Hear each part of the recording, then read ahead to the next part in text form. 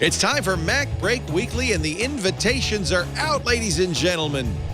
I have one something from Apple in this box. We'll find out. Maybe it's my invitation. Maybe it's my iPad mini. That's so exciting. We'll open the box, give you the latest rumors on the Apple event coming up next week. Renee Ritchie joins us from iMore. Alex Lindsay from Washington, D.C. MacBreak Weekly is next. Wonder what's in the box.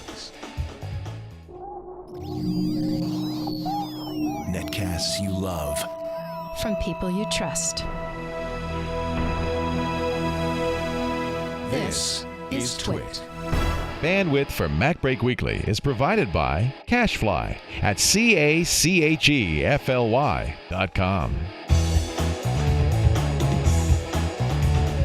This is MacBreak Weekly, episode 321, recorded October 16th, 2012.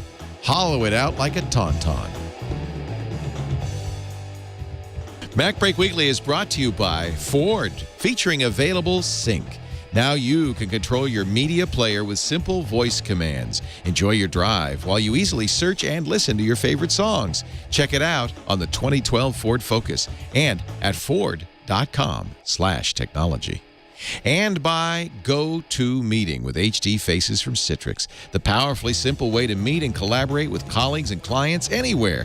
You can share the same screen and see each other face-to-face with HD video conferencing, even from an iPad. Sign up for your 30-day free trial today. Visit GoToMeeting.com, click the Try It Free button, and use the promo code MacBreak. And by Gazelle, the fast and simple way to sell your iPhone, iPad, MacBook, or Android smartphone. Find out what your gadget is worth and get cash to upgrade to the latest phone at Gazelle.com. And by Carbonite Online Backup. Automatic, continual, unlimited backup for your computer files, only $59 a year.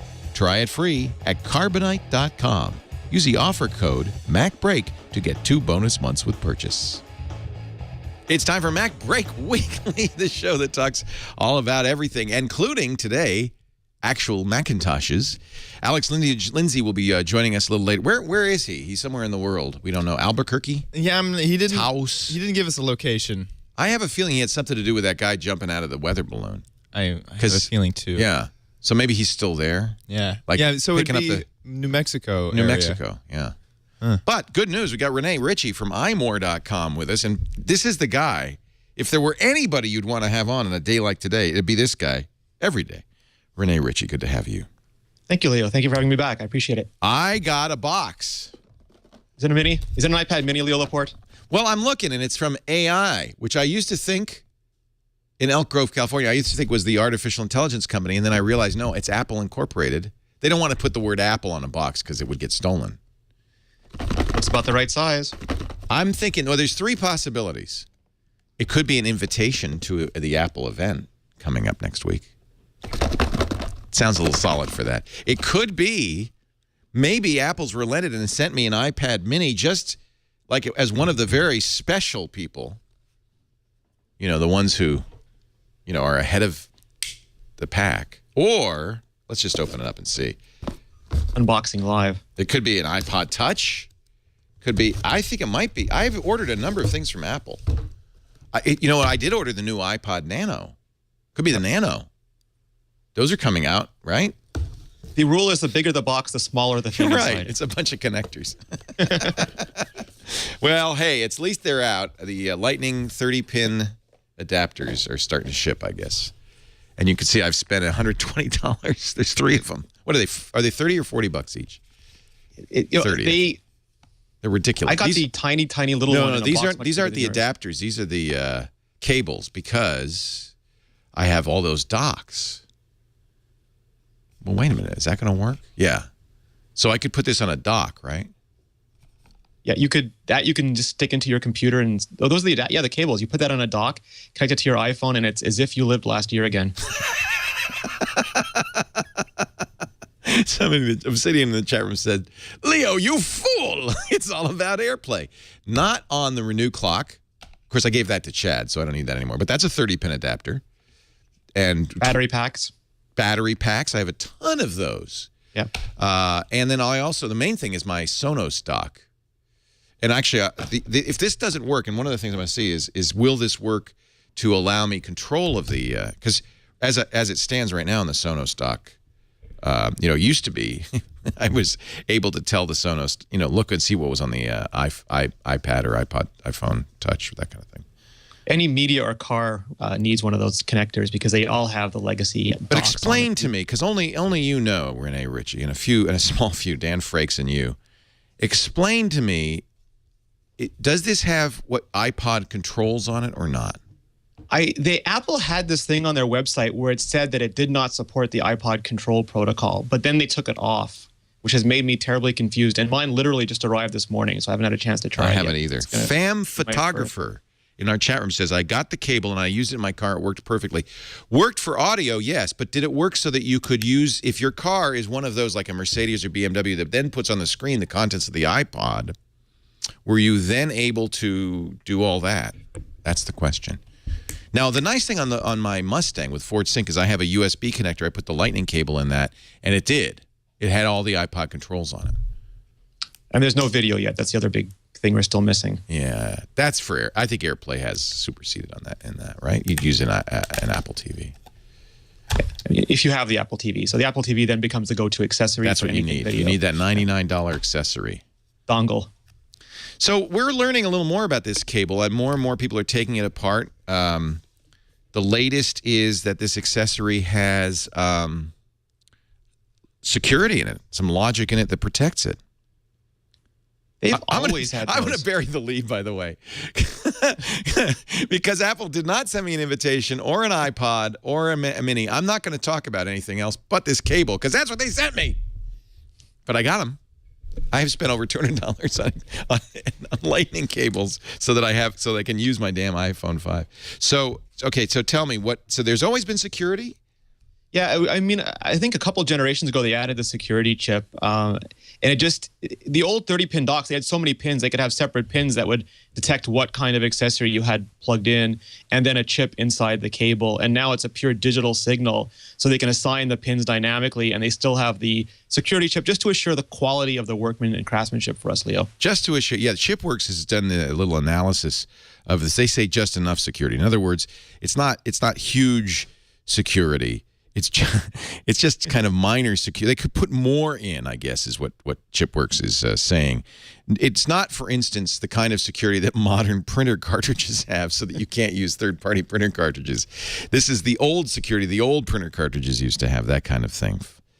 The more interesting thing is they've also changed the licensing agreement for the docks, so that previously you could make small manufacturers could get licensed to make small batches of very obscure cables or scientific instruments, and now it looks like pretty much you have to be a big supplier to make dock accessories. Yes, that might. That's a shame, because that was a kind of cool use, little known use for these was scientific instrumentation.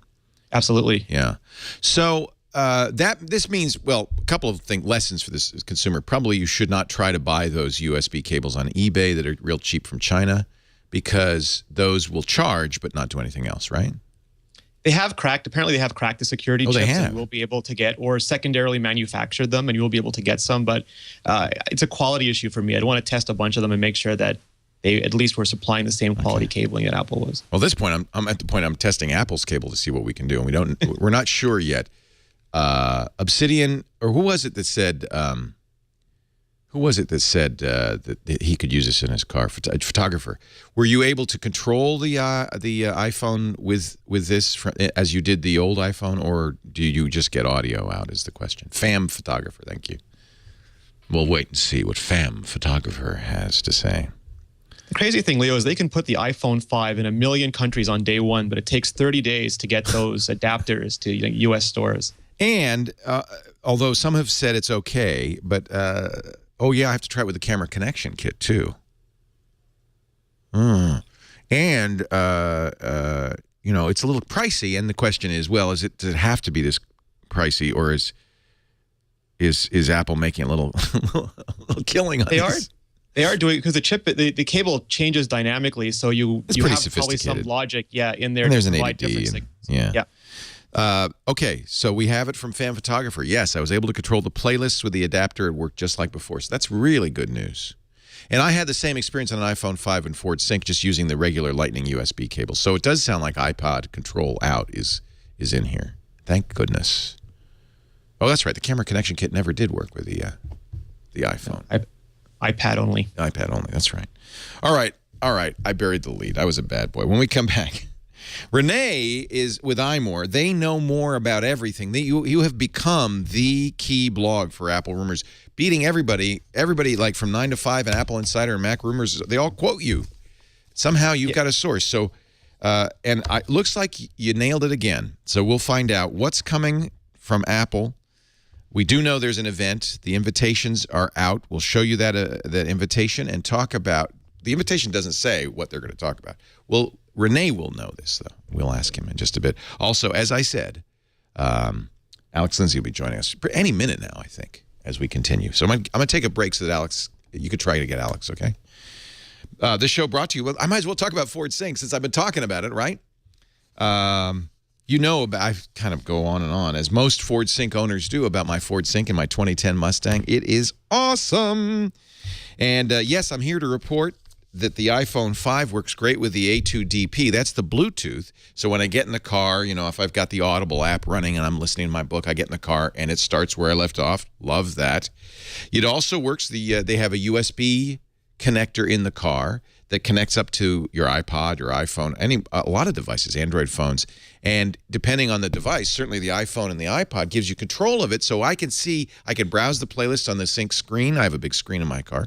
I can, you know, all of that control is still there. Oh, and most importantly, I can voice control my iPhone, and I do love that. So I could press the button. So I have a little button on my steering wheel, like bong, and I talk to the nice lady, and I say, you know, Sync, USB, and I can say, play Niles Rodgers.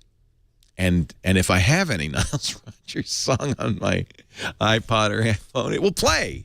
Or Metallica. It doesn't have to just be Niles Rodgers. It could be Metallica.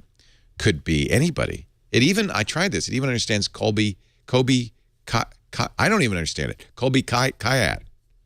It knows, and it plays it. Amazing. Ford Sync lets you browse your music collection by genre, album, artist, playlist, or song title, all with voice commands. You can use Sync to activate your media player, even say, play my, you know, moody playlist. Or, I love this one, play similar music. So you listen to a song, hey, I like that, play more. You can use iTunes tagging. So if you say, I like that song, this is on available Sync with My Ford Touch and HD radio technology with iTunes tagging. If you hear a song on the HD radio or the player, you could tag it, transfer it to the iPod, and purchase a song later from iTunes. It like says, you tag this song, you want it? Really, really cool. And of course, you get voice control on your smartphone via Bluetooth streaming, on your USB drive. You could put a thumb drive or a USB drive in there, of course, on your MP3 player as well. Ford Sync is now available. This is really the best news. On every 2012, 2013 Ford vehicle sold in the U.S., including that great 2012 Ford Focus. Optional equipment on some, but definitely get it. In fact, I got an email. I was just talking about this from somebody who says, hey, I just bought a Ford because of your Ford Sync ads. Who do I tell? You can tell me. I think he wants us to get credit from Ford. Like, hey, by the way, Ford, I just want you to know. Let me see if I can find his Jason. I won't say his last name. I bought a Ford. Who do I tell? Bought a 2013 Ford Escape because Leo's ads for Sync were a big factor in my decision. Jason, you're going to love that Escape, by the way. Let me know how you like it. You just told me. That's good enough. I think that's hysterical. I got that this morning. Learn more about Ford and all the technology they're putting into their cars. They really see the vehicle now as a consumer electronics device for the 21st century. I want you to Niall Gregory Rogers. That's him. I want you to try it. You could do that is it at Ford? You could tweet it. That would let him know. At Ford. Scott Monty would keep. I think Scott has a little clipboard in his office, and when he sees a tweet that says, "Oh yeah, TWiT told me to buy a Ford," and he just puts a little checkbox there. Or visit Ford.com/technology. There's no offer code. Get 20% off. No, I don't even want to say that because somebody will believe me. Hey, Leo said you'd get 20% off. No, I don't think so. Colby Kayat. Is that right? Or Kylat? I don't know who you're talking about. Oh, you don't know her? No. Yeah, you You're not hip like me. I guess not. You young people don't know the good stuff. No. Ladies and gentlemen, there is an announcement to be made. October 23rd, Apple will be having a special event. Jim Dalrymple got the invite. Did you get your invite, Renee? I did not. Alas, I did not. I mean, just maybe the box. I didn't look. It could have been. Wait, Checking my trunk drawer, nothing. No, just a bill. So, no, I didn't get an invite either. We don't know if Andy. I'm sure Andy did. It is one of those little things at the Apple campus, not Yerba Buena Center. This will be at the. Wait a minute. No, it says the California Theater. Is that the one in Infinite, or is that somewhere else? I don't know. It is a smaller venue. It's not the Yerba Buena venue. And what now? They all they say in the invitation. We've got a little more to show you. Yeah. Oh, a little. I love on Loop Insight, which is the Loop, which is Jim Dalrymple's blog. I just do notice that his HTML tag, the title for this is Apple iPad event. But that's Jim. But he did that on purpose. Jim doesn't mess around. That's his little way of saying, by the way, that's the iPad event. So we do expect a 7.85-inch iPad mini, right? Yeah, absolutely. It's going to be an iPad and Mac event. I think the Macs will be the smaller second course, the way iPods were last month with the iPhone event.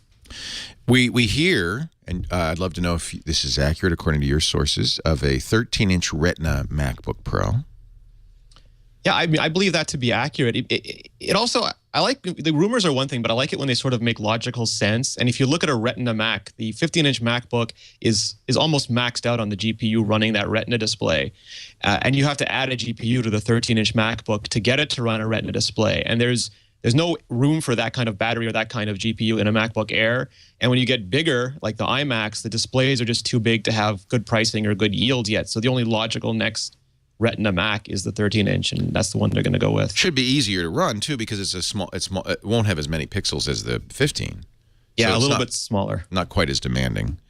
But they will have to put an NVIDIA or similar GTX card in there.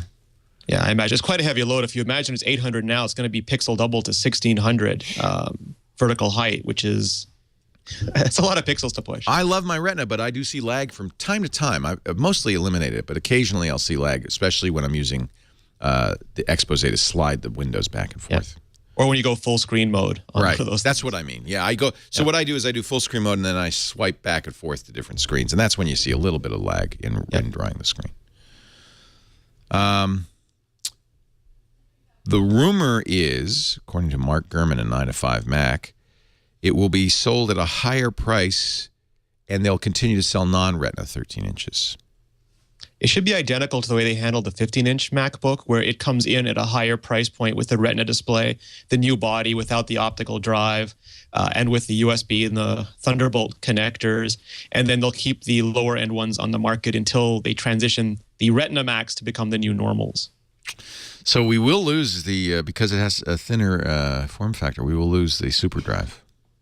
I believe so, yeah. I think it's going to be almost exactly like a smaller, more compact version of the 15-inch MacBook Pro. Do we know how well the Retina sold? Do we know? And Apple hasn't. Now, Apple's quarterly report is coming up soon. Quarterly results are coming up soon, but they never do break down the individual models, do they? No, and I mean, the first day they announced it at WWDC, there were lineups every day at that Apple store, and they didn't have enough to meet demand. So it's probably one of those situations where they're literally building and selling every one they can.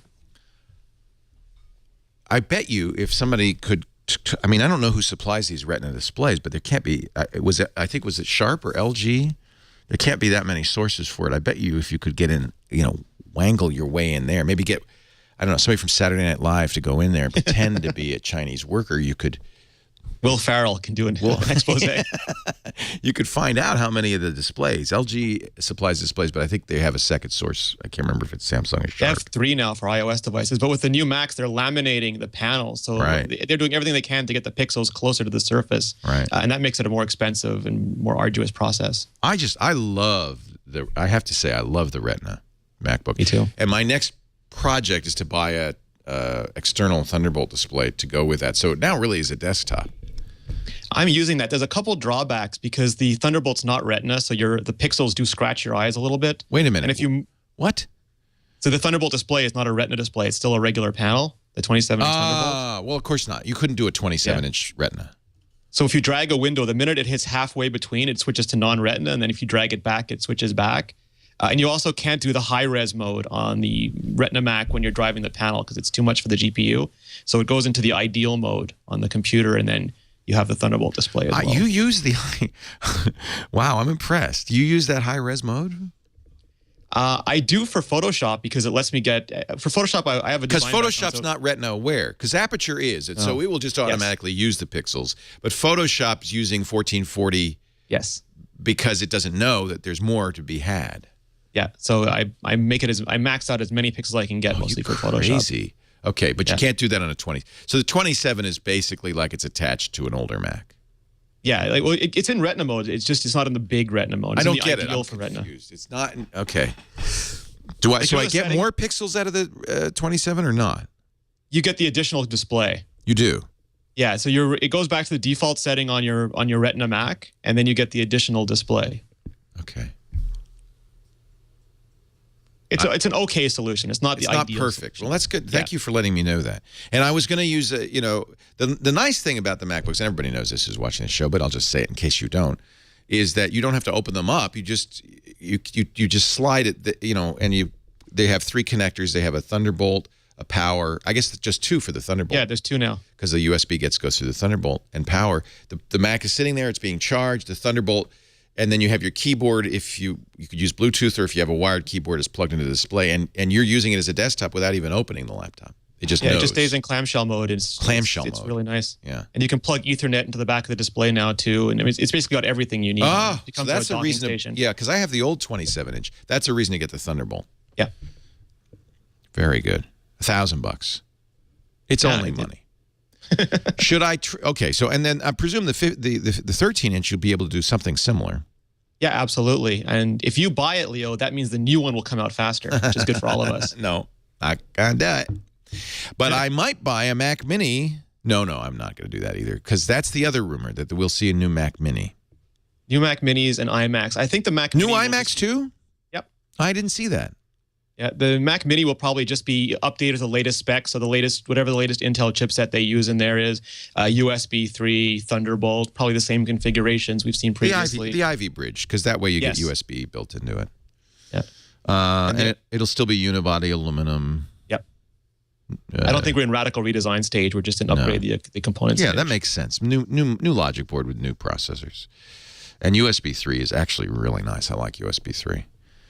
In fact, a good thing about USB 3 is you can get inexpensive USB 3 thumb drives and external hard drives, and they're pretty darn fast. I was getting write speeds of 230 megabytes, not bits, megabytes a second on the. I had a HyperX from Kingston USB drive, USB. They're almost drive. Transparent now. You can just use them as like normal drives. Yeah, really nice, especially if you have an SSD. Will they put SSDs in the Mac Minis? I think so. I think Apple, because you want to use stuff like PowerNap, a lot of the new features in Mountain Lion require the SSD drive to work. And I think Apple's clearly said we're going to have an SSD future. I didn't know that. PowerNap requires an SSD. Yeah. So it's only available right now on the Retina Macs and the newest MacBook Airs, I believe. Huh. Why does PowerNap require an SSD? Because it's kind of a hybrid. It's like a dark wake mode. It's a hybrid between sleeping and awake. And the power consumption on a spitting drive, I think, is too high for Apple to do what they want using PowerNap. So on an SSD, it's a much lower power drain. Sure. Well, that would be perfect. How do I know if PowerNap is working, by the way? It no longer throbs at me. The Retina just it sits there quietly. I don't know if it's not throbbing anymore. Yeah, it kind of just spools up, checks things, and then spools down. It just does it. Your computer, so if you open your computer and everything is updated, it's working. Otherwise, you can just go and. Is there a power nap button? I believe it's in settings. Okay. I'll go back and look. Power saving, if memory serves. Somebody said you can get SSDs in the current Mac Minis. You can get a 256 gig solid state drive for $600 premium over the 500 gig serial ATA. The difference is you don't want the kind that are made like laptop drives, almost like plug and play replacements. Apple, I think, requires the ones that are actually real SSD chips built into the machine. So they're not going through the old standard. They're not just taking out the drive and putting it on the SATA bus. They're doing like they do with the Retina, which is, it looks like a little. In fact, I have it because I did the upgrade, so I have the old one. I should bring it in and show everybody. Otherworld Computing sells for a kind of prohibitive price, but hey, it's your Retina. You've got to give it the good things. The better. If you want a race car instead of a street car. But it looks like an SO DIMM, like the old, but the connector's on the side, and it's actually we did it on Know How. It's a trivial upgrade. In fact, I told Ayaz, I said, this isn't a 30-minute show. This is going to take me 3 minutes. You remove 6 screws, you take off the thing. There's one more screw, a Torx screw in the computer. You do have to. Otherworld Computing says remove the battery connector, and I don't know exactly why. I guess maybe a little corner of it is over the SSD, but it's a simple thing to do. You pry that off, you remove the Torx screw, take out the old drive, put in the new drive, screw it down again, put back the battery connector, return they're pentalobe screws, but Otherworld Computing gives you both the screwdrivers you need, and return the back to its position, screw down is it 6, might be 8 screws, and you're done. Takes no time, and it's a nice upgrade. It is a little bit faster. And so so currently in the Mac Mini, they're using that kind of hard drive, not a SATA drive. No, I believe they're using SATA. They are in the current Mac Mini, so you'll get better. That will be a nice feature. It'll also be able to make the Mac Mini smaller. I don't know if they'll do that, but if they use SSD, then you really could even make it thinner. Yeah, I'm not sure how aggressive they're going to be with the Mac Mini upgrade. They usually announce the new body, and then they do a couple years of, it's a TikTok upgrade model. They do the new hardware, then a couple years of not trivial, but incremental upgrades, and then they do the next version. So it'll be interesting to see if they do go to the full-on SSD model this time. Who uses minis, and what do they use them for? Chad, aside from Mac Mini Colo. Oh, Alex Lindsay's here. Hey, Alex. Hey. Yeah, the Mac Mini Colo's cool, but we'll talk about that in a second because that's really cool. But let's say hi to Alex Lindsay. Where are you today, Alex? I'm in Washington, D.C. I want to thank you because you set us up on Sunday with an interview. Did that go? Went great. Scott was the technical director for the Stratus skydive, the Felix Baumgartner's 24-mile-high skydive, and you got us hooked up with Scott. He was very generous. He gave us about 5 minutes of his time. In fact, if you haven't heard this Sunday's TWiT, listen or watch, because you can, right at the beginning, we interview Scott. He was great. Now, he says he knows you. Is he a Pixel Core guy? No, I've worked with Scott on a couple other streaming projects. So we generally, when the project is nearly impossible, Scott and I end up on the project. I can't think of a more impossible project than that one. And it went off flawlessly. And one of the things that I thought was really interesting, the video was so crystal clear of Felix Baumgartner sitting in that capsule, and then he just kind of pushes himself out. And if you missed it, it was amazing. I thought I was watching that going, I don't know if he understands, but that is the distance from Petaluma to San Francisco, and he's jumping out of... That's a long way. I understand that part, but what's amazing is, I guess he was using very highly directional microwave links up there, but they got... Hello? Sorry, I'm in a hotel room somewhere. A big hotel room. You want to go get... Very go ahead. large one. You got breakfast coming. No. There's people out there. This is another room, part of it. It's a big hotel room. Lisa's cell phone makes that sound as a ring. So anytime I hear a ding dong, I don't know whether to answer the door or answer the phone. So he told us, I didn't know this, that they had a red camera up there. It was not the 5K Epic, but the 4K Scarlet, I guess that is, right? Yes. Up there. So they'll have 4K video. I was just blown away at the quality of the coverage. Anyway, so it was a great conversation. He did amazing. Yeah. I thought maybe you were there because it was also an amazing record for YouTube. And I know you do some streaming stuff, 8 million live views, simultaneous views, which is not just a record, but it's like blowing it out of the park. The previous record was set during the Olympics, 500,000. Yeah, it was. I could feel, like when I was trying to connect, I could feel YouTube. There was some connection errors and so on and so forth, and I was like, wow, this must be really pushing the envelope of what that system's designed to do. And sure enough, it was. I mean, and that is, there's nothing been close. I don't think. All right, that's well. And Chad pointed out, and I think this is a really good observation. maybe it was John that did that. Now you could say there's a certain amount of parity between streaming and broadcast, because Yes. it was always, I remember when 128,000 was the most. It was an AOL concert event. And then we pushed 180,000 during the iPad launch, and I think that was a record briefly. And then 500,000 during the Olympics. And now, wow, 8 Well, I think that million. one of the things that proves is that people will show up in the millions for the right project, for the right stream. People are, live video streaming has really reached critical mass in a way that we all knew it would. I think a lot of us thought it would happen 10 years ago. And now we're kind of finally there. So anyway, welcome. It's good to have you. Thank you for joining us. We appreciate it. Renee Ritchie is here from iMore. Andy is somewhere in the air. He's flying And somewhere. he didn't log in? Obviously picked the wrong flight. He's obviously Yes, not he flying should have on been in a Virgin, and he would have been flying in. He's getting ready to reduplicate the jump. I'd love to instead of the spacesuit, the hat. I just would love to see that. And then he jumps out, and the hat goes flying. Did you see the tweets where they called it a hoax and they said the Mythbusters has to recreate? Yeah, unless Adam Savage does it, I don't believe it. Exactly. No, I believe it. So we were talking, and I don't know, how much you're wired in, but apparently invitations have gone out for an Apple event on October 23rd. I don't know if I mentioned that. That's next Tuesday. What I didn't mention is how we're going to cover it. We always do cover these Apple events, and we'll move TNT an hour earlier. It'll be 9 a.m. Pacific, 12 noon Eastern. Then at 10 a.m. we'll go to live coverage of the Apple event. That's 1 p.m. Pacific, 1700 UTC on Tuesday the 23rd. I followed that by a special MacBreak Weekly. So thank you, Apple. We don't have to move things around. Usually they do these things on Wednesday. I know why they didn't. Because on Friday, Windows 8 ships, and they thought, well, we'll give them a couple of days to. There's also the I was Samsung surprised they Next didn't do Big it on the Thing event. 25th. Say again, Renee? There's the Samsung Next Big Thing event in New York on Wednesday. Criminally. I know what that is. I already got it. That's the Note. Yep. Note 2, which is ginormous. You know, it's so. Wednesday or something? I think it's actually. Oh yeah, it is on Wednesday. Yeah, it's so funny because the screen of the Note 2, the whole screen is actually bigger than the iPhone. You could hollow it out like a Tauntaun and use it as a case for your iPhone. It would be hysterical to have a case that looks like a Note 2. Anyway, I do need a case, but I'll talk about that in a second.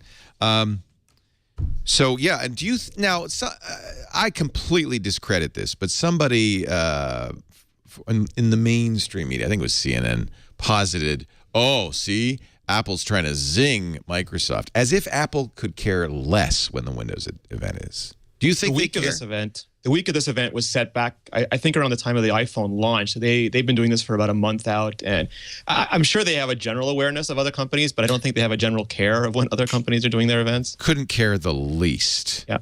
Couldn't care the least. And for the idea that Apple would be trying to torpedo the Windows RT launch gives the Windows 8 RT a lot more credit than Apple's given it.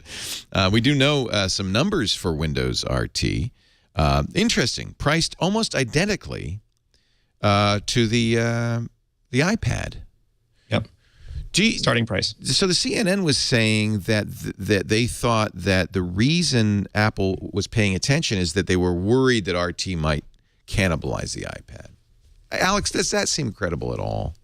I definitely think that Apple has to pay attention to that. I mean, I think when you look at the change in the use of tablets and how popular, I think that Apple has paid attention to it. I think that the iPad Mini, whenever it comes out, is a reation to that. It is. Okay. And so I definitely think. But Apple did the same thing with the iPod. They had a very, very expensive product.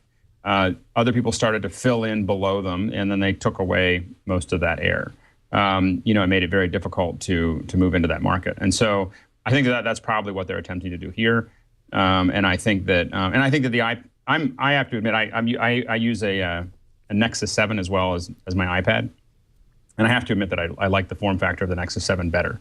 Like I want to carry it around more. I'm very much looking forward. I'd rather have an iPad as far as the operating system. I just want the smaller form factor. It's more portable for me. So regardless of the price, I'm just excited about having a smaller iPad. Something a little bit bigger than my iPhone and something slightly smaller than what I have now. El Khalif in our chat room said something, but I forgot what it was. Wait a minute. It moves so fast. I remembered his name. That was impressive. What did he say, though? It was good. Oh, crap. I'm sorry, Al Khalif. The 7-inch tablet proves Apple cares a lot about what others do because, remember, Steve Jobs spent 10 minutes on that earning call 2 years ago dissing, saying nobody wants a 7-inch tablet. But the question there is that he's spent a lot of time dissing things that they were working on before. I mean, you wonder whether that's something that he didn't believe in or whether something that you he never wanted know, to do try you? to push everybody away, like use his influence to get everybody looking the other direction and not going that direction so that Apple can go that direction. If you look at the wording he used too, he didn't really say, like he said 7-inch tablets are DOA because they run smartphone software blown up. And Apple was really deliberate in going for a 7.85-inch tablet that runs iPad software. And everything about that conversation Steve Jobs had with analysts was about the different class of software that the iPad let you run. It's 2 columns instead of 1 column, and it's more sophisticated apps. And I think it's true what he said because a lot of 7-inch tablets haven't been more than big iPod touches. And at least from what I've heard, this is going to be something very different in the mini tablet space. But really, is iPad software any different than iPhone software? How is it different? It's using up more of the real estate. I mean, the iPad software is definitely iPad-only apps that are using, so screen aware, but it's the same OS, isn't it? It is, but the presentation layer is different, and the amount of control and the amount of information they show, and the quality of the apps. If you put an iPad version and an iPhone version of a really good optimized app next to each other, the iPad version is way more functional. It's not really a computer. I can't call it a computer. It's still the car, not the truck. But it's more of a. If you look at the iPad mini, it's really designed to remove 2 barriers of entry. One is cost for anyone who the iPad was too expensive for, but the other one is just size for anyone that the iPad was too big or too heavy for. And the original iPad is really designed for people who want to get stuff done but don't need a computer, where the iPad mini is going to be exactly what Alex said, that easier to carry around, to read in bed, sort of a less formal, more educational kind of device. Yeah, and what Google has done with Android is instead of doing that kind of distinction, is made Android more kind of universally compatible or less screen aware. Although there are tablet apps and there are non-tablet apps also on Android. I love Android Central's headline: "Apple to invent smaller tablets." October 23rd. That's Phil Nickinson at work. I love you, Phil. What's interesting, though, he says it'll probably be really, really good. Frankly, it'll probably be better built than the Nexus 7. That's true. And he says that's a good thing. Google has a gem in the Nexus 7, but it's not perfect. For $200, our favorite Android tablet. And having Apple in that game will up everybody's game. There's no way Apple can charge $200 for an iPad mini. There's a way. They can? They could if they decide that I believe Apple initially was going to target something close to $200, but the perception was maybe that the Fire or the Nexus 7 would do better in the market than they have. But because Amazon limits their distribution to countries where they have Amazon stores, which is a very small amount. They subsidize that, yeah. Yeah, and the Nexus 7 they still haven't figured out how to sell those things at a mass scale yet, so there's not as much pressure on Apple to do a low price point. But if they wanted to, they could do 200. They can do 250 fairly easily for an 8 gigabyte bare bones, iPad 2 kind of spec'd device. There are rumors that Apple's making millions of these. What was it, 5 to 8 million? Yeah, they intend to make this a 100 million selling device. Some even said this will be a better iPad than the big iPad. Well, I think that I think again I think they're going to make a lot of money this fall, selling probably 5 to 10 million of them. I think there's going to be a huge push. And I know that I sound like a broken record. I've said this almost every time we talk about it, but I think the market to watch in the spring is Apple pushing into the educational market, whether that's workforce development, education, or with iBooks or the K through 12. I think that this is their educational device. This is the device. This is the one that goes up against OLPC, all the inexpensive laptops. This is the device that solves that problem. You might be right. You've been saying that ever since the iBook author came out. And the next web, Matthew Panzarino writing in the next web says Apple's hypothetical iPad mini event to have strong iBooks focus. We've heard from multiple sources that it will be aimed at those who wish to partake media on their tablets, but also to schools and education.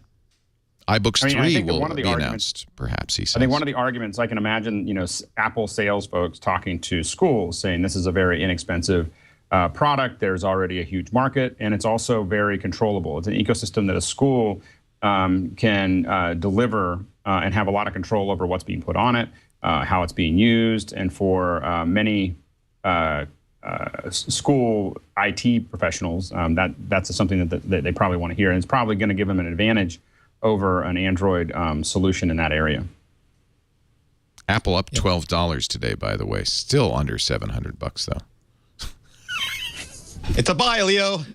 Darn it, they're It's not a worth bargain. $1 trillion yet. I wish I'd They're not bought worth it $1 trillion. yesterday. No, I don't. I'm not allowed to own Apple stock. My own scruples prevent that. We're going to take a break. Let's talk about 9 to 5 Mac says there will be 24 iPad models. Let's find out more about what we can expect with an iPad mini. And you said, Renee, something that I haven't seen anywhere else. You said there would be new iMacs too. It makes sense, but I've seen only MacBooks and minis. So let's see what iMore knows when we continue. Renee Ritchie from imore.com is here from Montreal, from Washington, D.C. Alex Lindsay of the Pixel Corps. Andy Anako has the day off. He is traveling. We're talking Macs. Yeah. Finally, on MacBreak Weekly. Brought to you today by GoToMeeting, which is a great product for your iPad. GoToMeeting, especially with HD Faces now. It is a powerful way to meet with clients and colleagues when they are not in the office. And this is more and more the case. People are doing business all over the world now. You can't necessarily get to where your clients are. Those team meetings are harder and harder to have. GoToMeeting is a great solution. You got to have meetings. I thought we could get rid of them, but I realized, no, you got to have meetings. It's an essential for an efficient workplace, an opportunity not just to kind of lay down the law and say, here's what we're doing, but also for different voices to be heard, to share ideas, to problem solve, develop creative solutions. Meetings are really sometimes where the work gets done. But with your team spread out, perhaps you're thinking, I don't know how we're going to do a meeting. GoToMeeting. And now, so GoToMeeting's always had this great screen sharing, the fastest, most secure, easiest to use. But now with HD Faces, you also see the people in the meeting. I'm trying to remember, we've had, I think, as many as 8 people in a GoToMeeting with HD Faces, eight cameras. If you have a Mac or a PC, you can use that camera. You can even use the camera on the iPad. Of course, the headphones too. So you're wireless. You can walk. You could go out in your garden or be at an airport, and if you've got a decent connection, man, which LTE, by the way, is plenty, you can attend a meeting. You can be seen and see others, build rapport, build trust, get to know each other. So important with coworkers, even more important with clients. Nobody's going to buy from you unless they know you. And having that visual, in fact, clients love this. It saves them time. They don't have to travel to meet you. You don't have to, they don't have to give you a cup of coffee when you come to visit them. You just have the meeting. You get it done. You get the sales done. Show them that presentation. They're seeing it on the screen. They're seeing you. They're building trust. I want you to try it free for 30 days. By the way, it's very affordable. If you've looked at these teleconferencing solutions people are using with tens or hundreds of thousands of dollars, you've already got all the essentials. You've got the great internet. You've got a camera on your laptop or your iPad. You've got everything you need. All you need is GoToMeeting. $49 a month. Flat rate for as many meetings as you want, as long as you want. And free for the first month. So I want you to try it right now. Visit GoToMeeting.com, click the Try It Free button, use MacBreak as the offer code or the promo code. So you have to click that link there to open that box up. MacBreak, and you have 30 days free of GoToMeeting. Tell your boss, your clients, your colleagues, just try it, just use it. And I think you'll notice increased sales, increased rapport, more creativity. You're all on the same page because you're literally looking at the same page. GoToMeeting.com, offer code is MacBreak. We thank them for their support. The MacBreak Weekly. This is Jordan Kahn writing in 9 to 5 Mac. Apple to launch 24. This is from an Australian retailer. 24 new SKUs of the iPad mini. Good, better, best. Good, better, best. Good, better, best. There are 4 variants. This is a rumor. P101, P103, P105, and P107. So it looks like Apple's going to launch 4 different models of the mini in colors, in 3 memory capacities, lightning connector. Renee, is this all credible? It's a 9 to 5 Mac has very, very good retail connections for Apple products, and they're usually spot on with this stuff. But it's hard to it's almost like anthropomancy. You look at all these SKUs and you try to figure out what they are.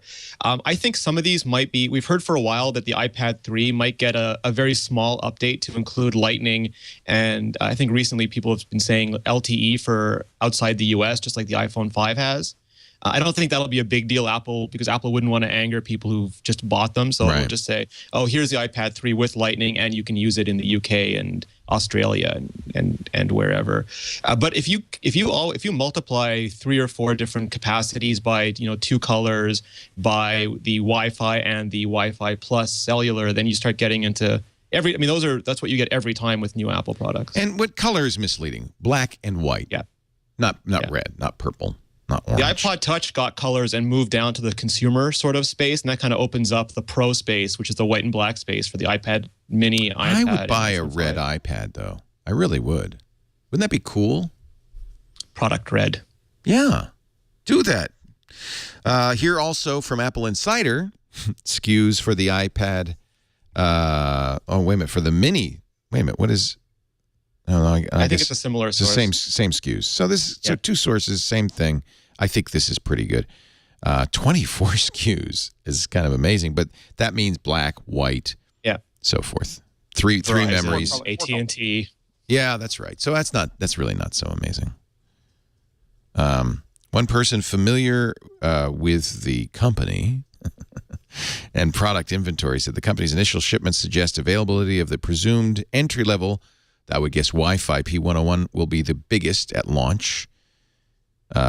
Inventory list from a retailer last weekend suggested, and this sounds credible, an entry-level Wi-Fi only 8 gigabyte model, $250. Does that sound Yeah, credible? we said that back in March. I believe it Oh, was well, March. then that's March or true. May. If iMore said it.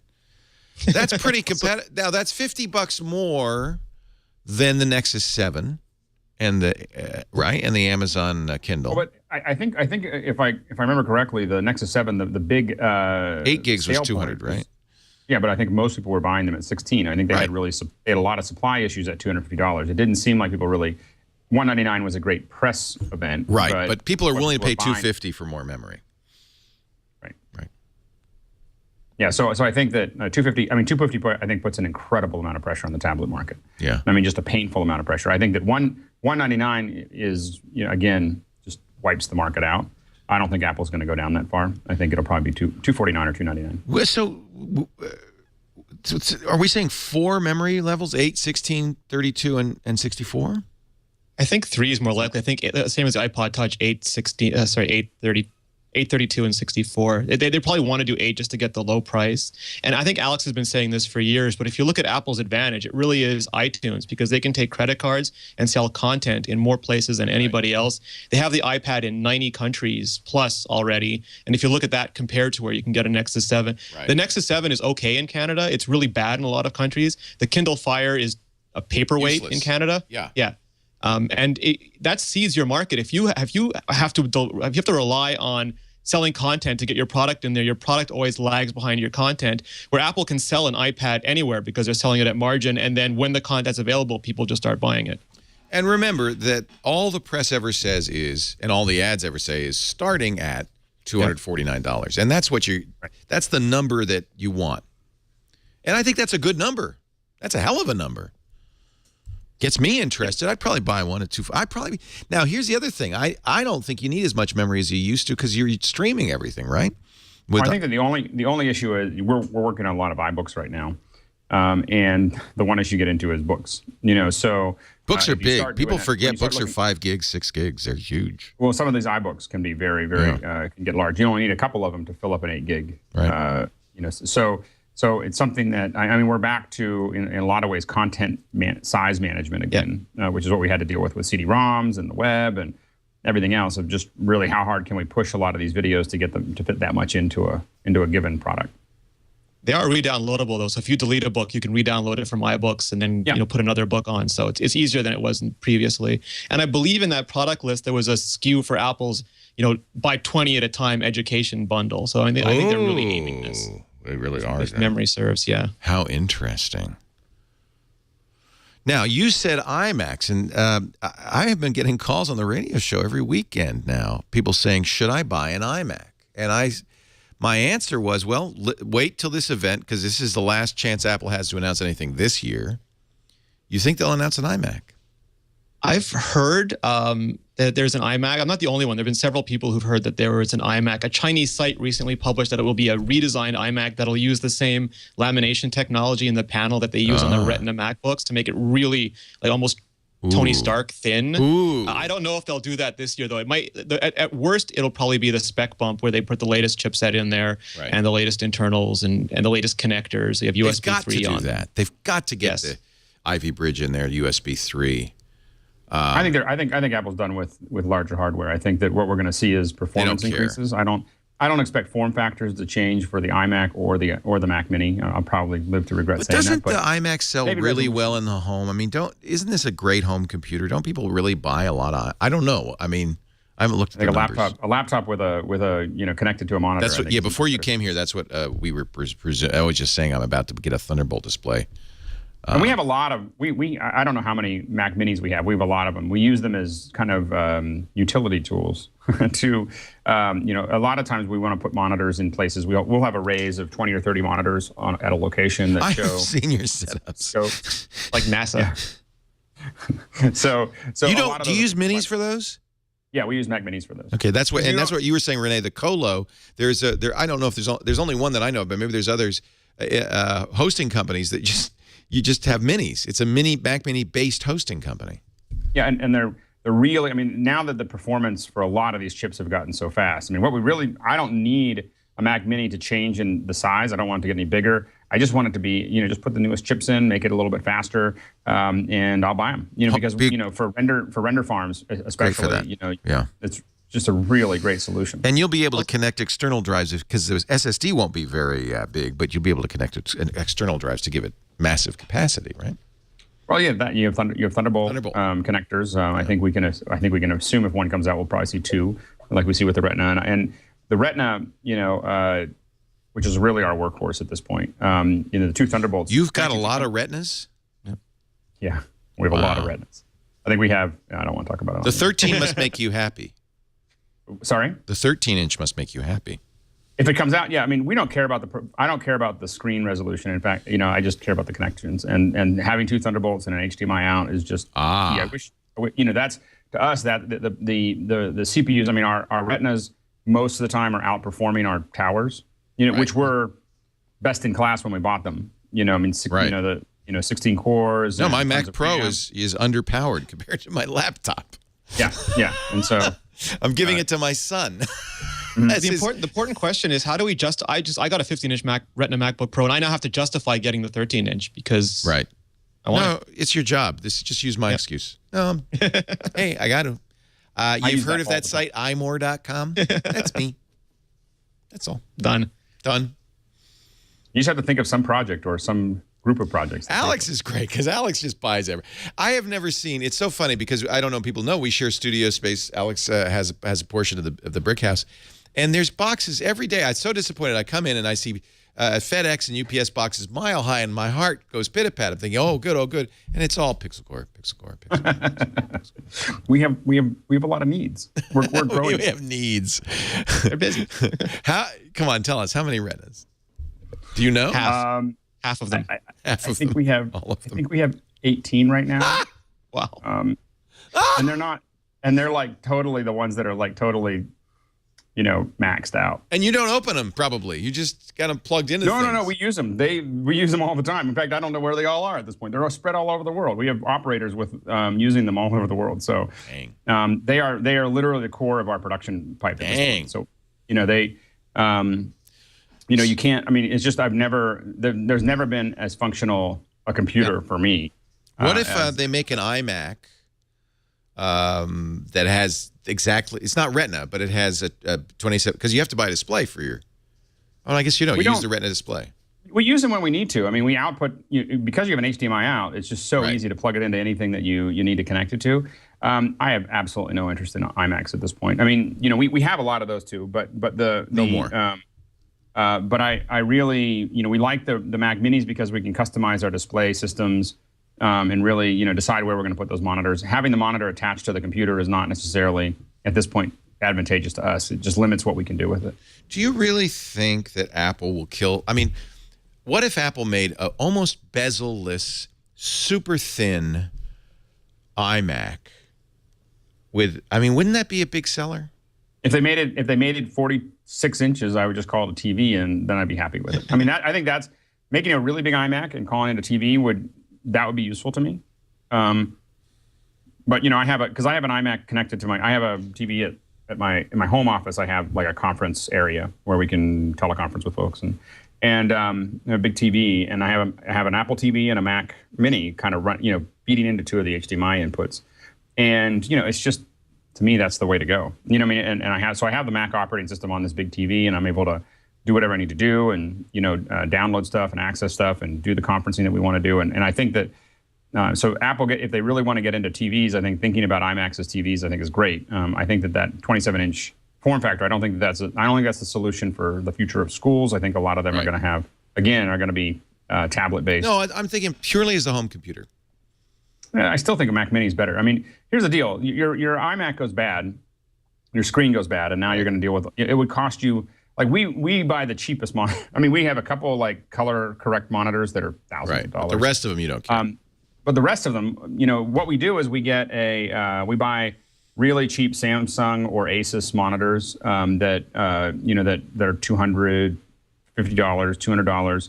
We then use the Spider little color corrector, and you pop that thing on, you plug it into your computer. It gets very close to a good accurate picture, or accurate enough for what we do, and it's fine. Like it just totally works. And they're cheap, and when they go bad, and we ship them, and I mean, they're just the monitor end of it is, I wouldn't say disposable, but the core of your computer is all continues to work, and you continue to do whatever you can do with the monitors. And I don't like the idea that I have to take really good care of my iMac screen, that type of thing. And I just got sent the link. Clayton Morris from Fox News had the new iMac rumor up on September 7th, but it doesn't look like Retina for the reasons we discussed earlier. Yeah, no, I wouldn't expect Retina. Too big a panel. It's just an update that would be the easiest thing. Make it Ivy Bridge and just leave it at that. And of course, Tim Cook pushed the Mac Pro story down the road, said next year, and I'm sure conveniently next year they'll forget it and push it down the road some more. I think you're right, Alex. I don't think they want to make big ones anymore. But maybe, did they ever say they were going to? Was there ever really? I mean, Steve never said we're going to make a TV. He said we've licked it, but he never said we're going to make a TV, did he? No. The original TV rumor ended up being the 27-inch iMac, and we heard that when the original rumor started. And because they were buying large panels, so people thought TV, but the large panel was for an iMac. And maybe there'll be a 32-inch iMac one day. And I think Alex is right. That's a much more attractive solution. But the television is an interesting market, and I don't think they want to be in that market. It's not an Apple-type disruption market at this point. Yeah. Why do TV? Just do a media device, maybe. Or the Mac Mini. AirPlay goes right around a lot of TV problems. Yeah, I mean, I still think the Apple TV. I mean, I think that Apple could, add some stuff. I know that I still hate having to deal with the process of a TV, even just to get to my Apple TV. And so, that whole controller mix model, VOD, all of those things are, just annoying. And I think it is a weak market. I think it's like a phone where everyone was adding all these features and no one was actually using them. I do think that the TV is a very, very weak market and could be disrupted fairly quickly by people who are willing to pay a little bit more for a larger or sharper screen, or something totally integrated where they don't have to plug it in. With Apple, I don't know exactly when they'll do that, but I think they have to get this. I think they get the Apple TV 3 or 4 or whatever totally piped in and totally working as a TV replacement before we see any kind of actual TV. They have no reason to do it right now. We're all using our Apple TVs. I think most people I know at this point have. And we're in Northern California, so it doesn't really count. But a lot of people I know have Apple TVs. You just kind of think about that as another small device that gets you some of the content. And for me, I probably use Netflix on my Apple TV more than anything else that it provides. Yep. Isn't Guy that funny? English from Kicking Bear had a really good, it was a really interesting concept about the TV, because no one wants to line up at an Apple store and buy a new TV every year. So he thought they might just separate out the two products. So you'd keep getting better Apple TVs, and you'd have the option to buy an Apple panel when and if you ever wanted to replace the actual panel in your living room. But then instead of having to buy the next one next year, you just get the updated box that sits next to it. It's all the guts and the software on it. I just think that the only thing about it is that the iOS is so small and so easy to package. If you're going to build a panel, you might as well build it into it. It doesn't seem like you get a whole lot out of not building the whole panel into it, or building a little hole in the back, or a little thing where you can just attach your Apple TV. That might be the way to do it. But to have it, it just seems like it's so easy once you have that much real estate to make it work. It seems like that would be the easiest thing to do, but maybe not. Here, I forgot, we started talking about it, but I didn't give you the final information on the price on a Windows RT tablet. Finally, you can replace your iPad with something that's powerful and modern. Windows RT, strikingly priced at $499 for the Wi-Fi version. Without keyboard. Oh, yeah, that's $129 more if you want the Surface type cover, and that only comes apparently in black. I guess I have to pre-order this, so I'm going to spend $530 basically on the 32 gig Windows RT. Pre-order for delivery on 10/26. That's the price, and it goes up from there. 64 gigs. If you want to max it out, 64 gigs with the Surface Type cover. Don't confuse the Touch cover with the Type cover. Touch cover is like Apple's Smart cover. If you want the keyboard, you got to get the Type cover. Well, they have two. They have the keyboard that's actually like flat on the cover, so it's not real. It's a virtual kind of keyboard, and then you have an actual clickety-clackety keyboard for more. There's a clickety-clackety keyboard? I think it's slightly clickety-clackety. So the Touch cover, I'm confused. It's like a Logitech. It's like the Logitech. Oh, yeah, the Touch cover has a keyboard, but it's just a little chiclet thing. Yeah. Well, it's virtual, I think, on the Touch cover. It's not even real. It's just got keys on there. Okay. And then if you want the Type cover, then it's a little more clickety-clackety. I don't think clickety-clackety is probably the word. Tickety-tockety. Not sure. The Touch cover you could type on. Okay, got it. But if you want to type... That's the thing that's so complicated. I'm in the business, and I'm confused. I know people are going to buy something they didn't want. I really do. All right. And you can only get... By the way, the base price is... This is really kind of stupid. You get a black Touch cover for the base price, but if you want any other color, you'll pay $120 more. So if you want red, this is like Apple pricing. You want red, you have to pay $120 more. Although Apple wouldn't give you the free one. That's true. They pay, but it's $30 for the smart cover. Yeah. But you can't type. Yeah. Yet. No. You know something I don't? No, I don't even know if Apple would do this. Apple tends... Apple doesn't want you to do that. No. I mean, Apple is very smart. They never mistake their products for their business, where I get this feeling that Microsoft really thinks that Windows is everything and has to tie everything into there. And often that creates the confusion and convolution that we then have to try to explain to people. Yeah. We're going to take a break, come back with more. We got Renee Ritchie here from imore.com. Also, Alex Lindsay from Washington, D.C., the nation's capital. Is there a debate coming up? There is a debate. Tonight? It's not here in D.C. I think it's in Kentucky, I think, or in... okay, so you're not there for that. I'm not. You are wearing a jacket. You look very sharp. I am. Well, thank you. I'm in D.C., so this is kind of the, I just felt like walking around the street. I felt like I should be really wearing a suit.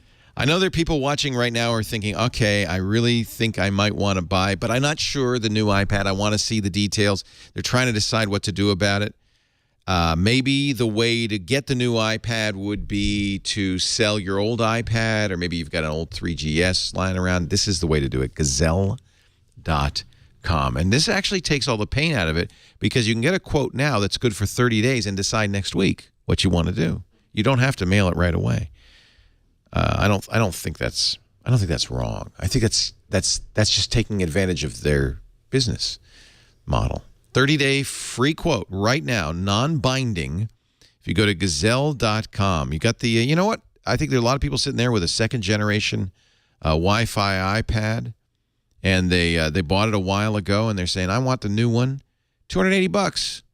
How about that for the Wi-Fi version of the iPad 2?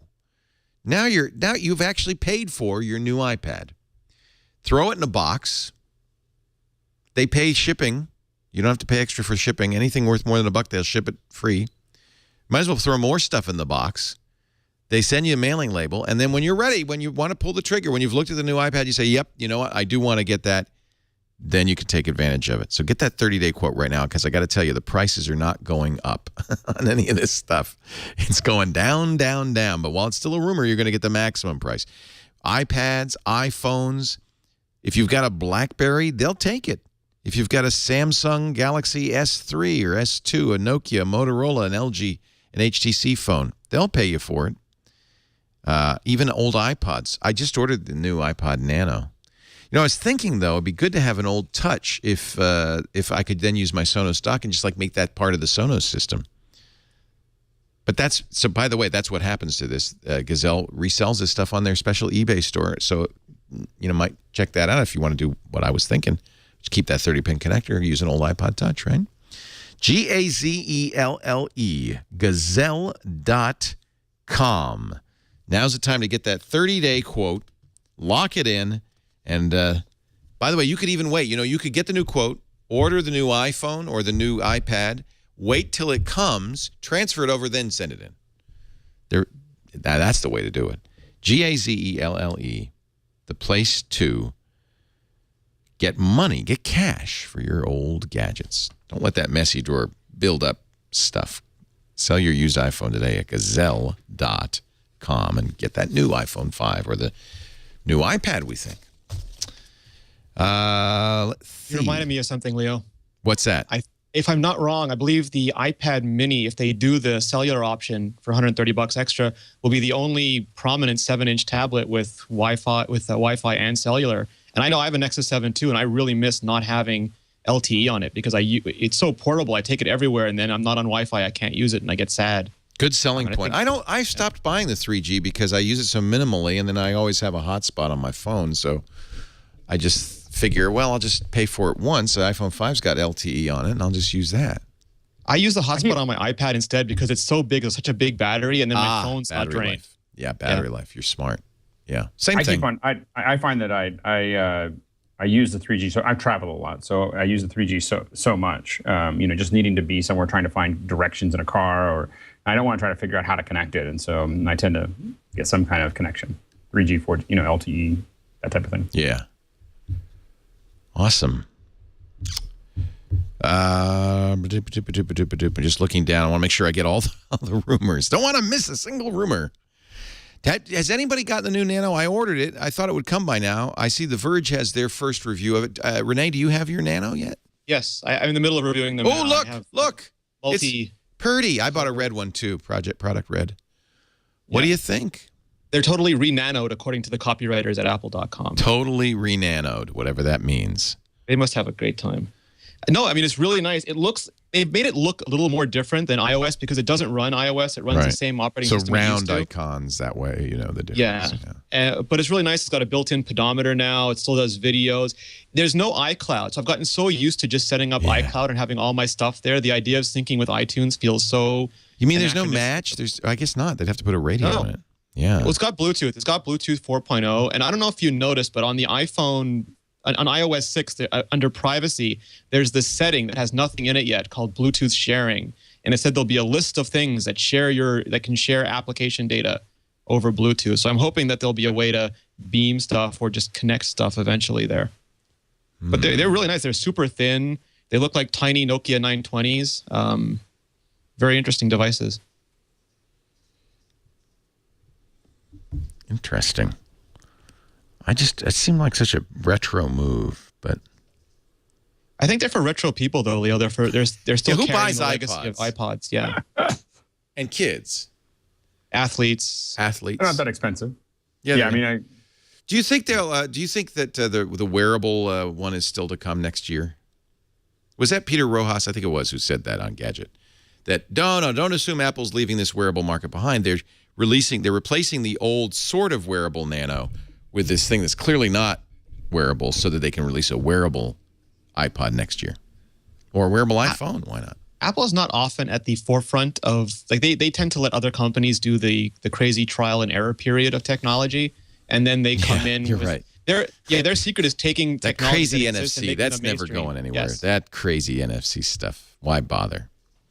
Yeah, but I mean, the original iPhone had no 3G, had no GPS, it had no apps. It had almost nothing that a Trio 680 had. Yet it had a compelling user experience, and they took their time and added features. Right. It's like with Ford, Leo. You know, you go to CES every year, and Ford says, "Yeah, we have cars that can do crazy things, but people would be scared, so we have to introduce one feature at a time, very slowly." They actually do. And Apple does not have this luxury. One of the things they do is they say, well, we figure you're going to have a new phone every few years. Let that thing be updated. As long as we can talk to that, we give you an API for it. People who can develop apps and put them on the phone so they can talk to the car. We'll let that be the agent of change. And Apple does that. I mean, their design is just getting more and more refined. There's no radically new iPhones. They're just going closer to that original iPhone prototype from 2005. And Apple keeps saying that software is the key, and iOS 6 is nothing but a big gamble on software being the differentiator. Right. I do have to say, and just a word of warning, as beautiful as the iPhone 5 is, and it really is like a fine watch, it's delicate as hell. I at first poo-pooed the scratch and nick crew, but I have literally You've been destroying yours. And I haven't dropped it or anything. I have nicks all the way around the bezel now. Do you somebody's put it in your pocket with keys? No, I keep it in my breast pocket. I don't drop it. It's too bad because you don't want to put these in cases because they're beautiful, but it looks like somebody's been gnawing on it, and it's only been 2 weeks. And I put mine in. I have to admit, my iPhone 4S, I put in my pocket with keys and change and everything else, and it doesn't look like it's lost much at all. Yeah. Maybe I'm hard on it, but I didn't nick. I have no nicks, dings, or scratches on any of the old iPhones. But it's anodized aluminum. It's a thin sheen of black over aluminum, and it's gonna chip. I mean, that's just physics. It's mostly the bezel. You know, the back's fine. It's this little thin. In fact, it's all the bezel. That must be particularly soft. I don't know what it's made of, but it's got my gouges. first one came chipped, and I took it back to the Apple store, and they exchanged it for me, no questions asked. You're the reason everybody's going crazy at Foxconn. I don't know if this is accurate or not, because Foxconn's denying there have been any work stoppages. But there are reports of work stoppages by workers who say, you're asking too much of us. We cannot make these perfect. That's too hard. At that speed, yeah. At that speed.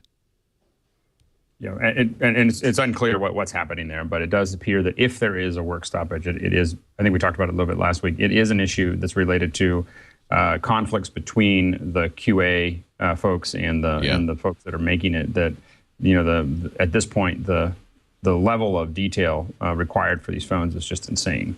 And of course, people are working very, very long hours, and having them sent back, I'm sure that there's a lot connected to their pay and their comfort and the amount of trouble they get into related to how many of their phones come back to them because they weren't completed correctly. And I'm sure, and that seems to be. There were lots of reports of like yours, Renee, of dinged iPhone 5s. Apple, of course, replaces them, right? Yeah, absolutely. Yeah. Somebody in the chat room says, I sound like a grumpy old man. So what am I supposed to say? I love it. It's so beautiful. It's perfect in every way. This is a wonderful phone, and you should all buy 5 to match the number of the phone. My problem is I put them down on a dark table, and then I can't find them for minutes and minutes. It does disappear. Only buy an iPhone made on a Wednesday, says Striker Rich, like cars, because workers are hungover on Monday. They're just barely coming back on Tuesday. Thursday and Friday, they leave early. So Wednesday's the day to buy an iPhone 5.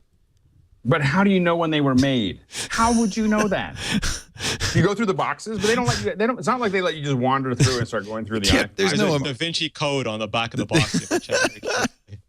Excuse me, I'd like to make sure that my iPhone was bought on Tuesday. May I peruse your boxes? How do you like this? The Apple stock is rebounding, but according to Business Insider, the $12 billion dip, which is a new dance move, the $12 billion dip in Apple stock seems to have started with anonymous tweets from a single source in China.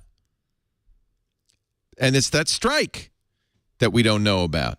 Bloomberg's Adam Mintner, actually comes from Bloomberg, not Business Insider. So let's give credit to Adam as the original source of this.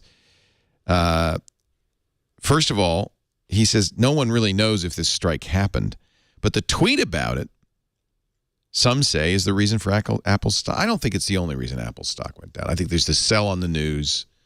I think that there perhaps is concern that despite the fact this is selling better than any iPhone in prior history, Apple can't make enough of them. There's supply chain issues, things like that. It's drama, Leo. It happens all the time. Before an event, after an event, it goes up and down in waves. Exactly. Apple doesn't meet the numbers expected by analysts who don't understand how the business works, and then it's an apocalypse. Yep. Well, and I think that I think the real problem is that Apple is so close to the ground. I mean, their cash flow and cash supply of liquid assets is so. That's what they want. I think that they have to make sure that the stock market's happy, because if there was a run, they'd of course run out of money because they don't have any in the bank. Wait a minute, they have $100 billion. Wait a minute. Aside from that. I mean, I don't know what I'm going to guess that they're going to. I'm sorry, I'm being a little sarcastic, but I think we're going to see that they're now at $125 billion in the bank. $100 billion of it probably somewhere overseas, and I think that they don't really need to pay attention to anyone at this point. I think that they do need to pay attention a lot to, again, to the building competition around the tablets, but I think that's the one place that they have to deal with. But what the stock market thinks, I mean, these people, they sell on Pixar right before a movie's released because it hasn't made a lot of money in the last quarter. Right. Because they were making the movie that was going to make $250 million. It's people assume that the stock market is somehow magically accurate, and there is that the wisdom of the crowds notion. And I think over long terms it might be, but not over short term. It's way too valuable. So now, have you thrown out your packaging materials, Renee? Save them. I have carefully recycled. Well, I keep any box for an Apple product for far longer than I sometimes keep the product, just in case. But look what Mashable did. They took the holder for the earbuds, and they put them in water, and apparently they just biodegrade. I don't know. Be great for a school project. First they get mushy. But I mean, this isn't like cardboard gets wet. This is like, if they turned into sea monkeys, it would be very impressive. That would be awesome. It's pliable and then falls apart after a few minutes. The result is pulp. But the ear pod case. Then what you do? I don't know. Somehow it's magic. Apple wouldn't. Well, it's interesting because the iPods don't come with the same quality headset that comes with the iPhone. The iPhone gets the plastic box and the mic and remote, and the iPods come in that little paper cardboardy thing with no remote or mic. So you can only do that with the iPod packaging. So according to Apple and the environment, Apple's using new tapioca paper cases in its packaging. I wonder if it tastes like tapioca. Do not eat it. That would be awesome. Wait. That would be great, is to have packaging that you could put into water, dissolve it, and then eat it. Now that would be biodegradable. It'd be bioedible. Millions of iPhone packages are made from renewable tapioca paper foam material. So there, in case you were wondering, do not eat it. I would like steak flavor myself. I mean, it could be tapioca base, but I want it to taste like tri-tip. I think you should sous vide that tapioca, see what happens. Yeah, but just think of how few people would if you figured this all out, just think of how few people would throw stuff away. I mean, they'd be like, that's a meal. It's like a TV meal. It's time for Halloween. It's perfect. Here, kid, have some tapioca paper. This is relevant because Apple apparently, now, although there's some dispute over this, is now ePEAT again. The ePEAT certification. Remember, Apple withdrew from ePEAT briefly.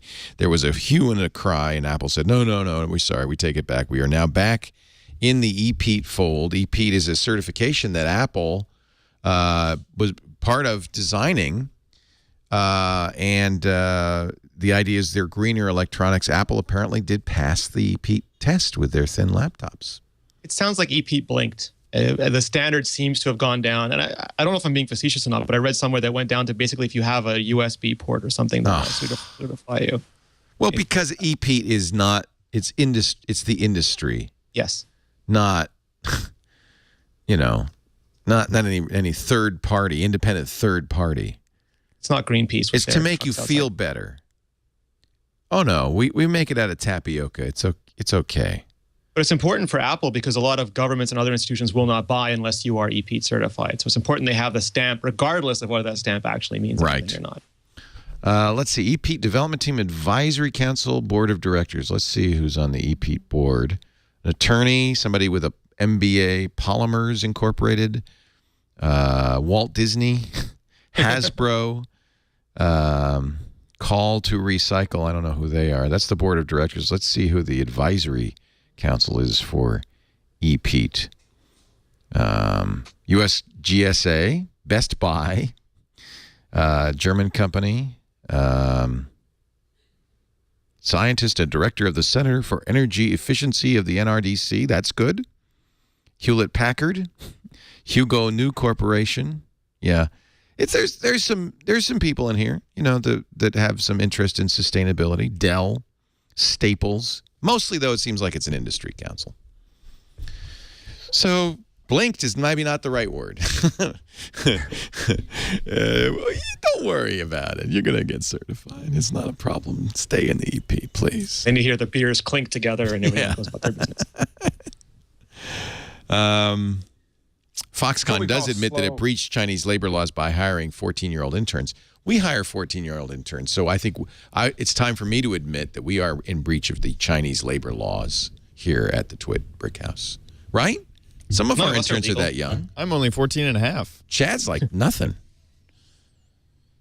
And then what was Singleton?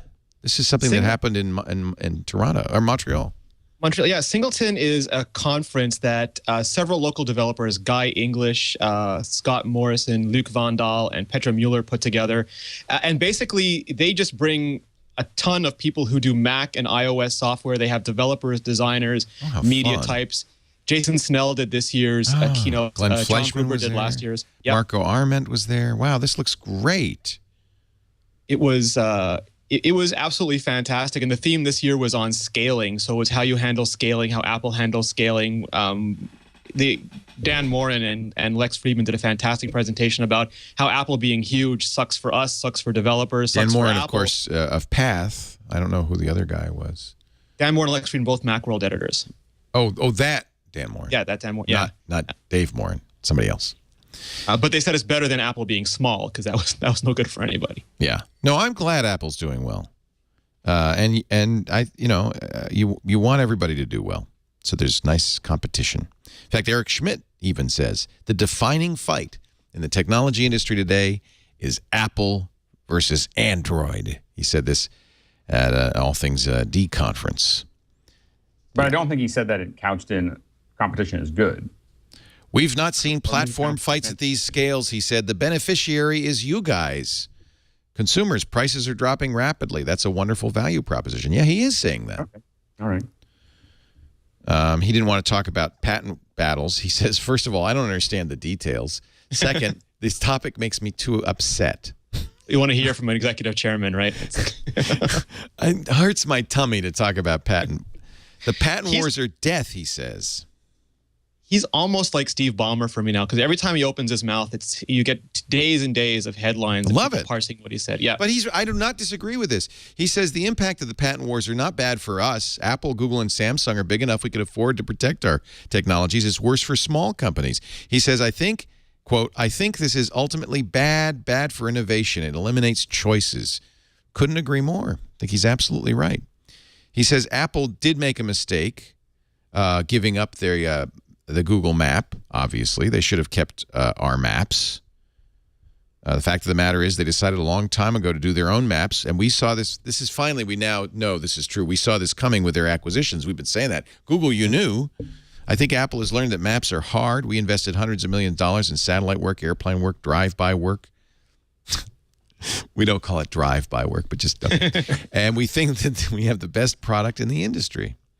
They asked Kara Swisher and Walt Mossberg said, well, are you making a new maps for iOS?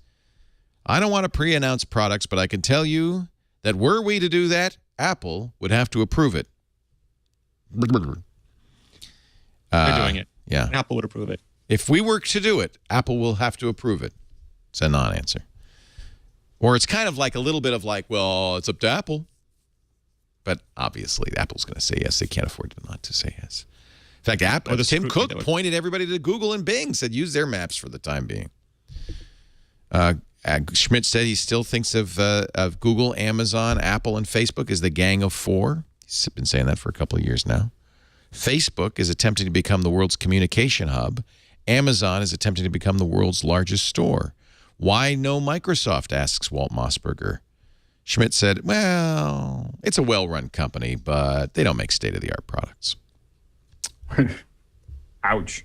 Well, the funny thing is, I do think they make state-of-the-art products. I just don't know if they market them. I don't think that I think Microsoft does make some state-of-the-art technologies. I don't know if it ends up as they don't end up productized. They don't end up. There's a lot of technologies floating around there. They just don't. That's actually a very good point. Yeah, that's actually exactly right. Photosynth, for example, amazing technology, which they only released for iOS.